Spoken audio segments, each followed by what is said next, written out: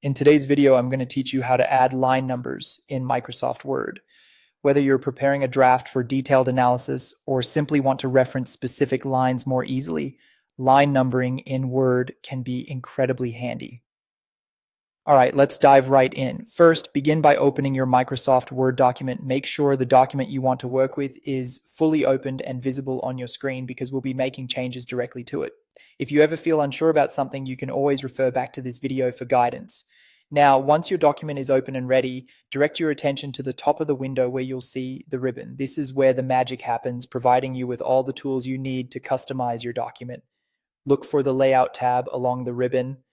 Don't worry if it feels a bit overwhelming. Everything is more intuitive than it seems.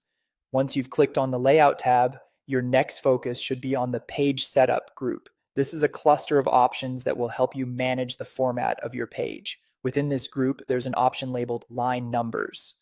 Go ahead and click on this button. Don't worry if you're new to using Word or aren't sure what to expect. This drop-down menu makes the next step simple. As soon as you click the Line Numbers button, a drop-down menu will appear with several options. Here is where you'll decide how the line numbers will be formatted throughout your document. For continuous numbering from the beginning to the end of your document, select the option labeled Continuous. It's specifically designed to number each line in a series without restarting the count from page to page, making it ideal for documents that require precise line references. At this point, Word will automatically add numbers to every line of text in your entire document. You'll notice it starts with the number 1 and continues sequentially. This is thanks to the continuous option we selected earlier. Every line will be numbered consecutively, seamlessly, flowing from one page to the next. And that's pretty much it. You've now successfully added line numbers to your Microsoft Word document. This feature can be especially useful if you're collaborating on a manuscript or academic paper, as it allows anyone reviewing the document to easily reference specific lines.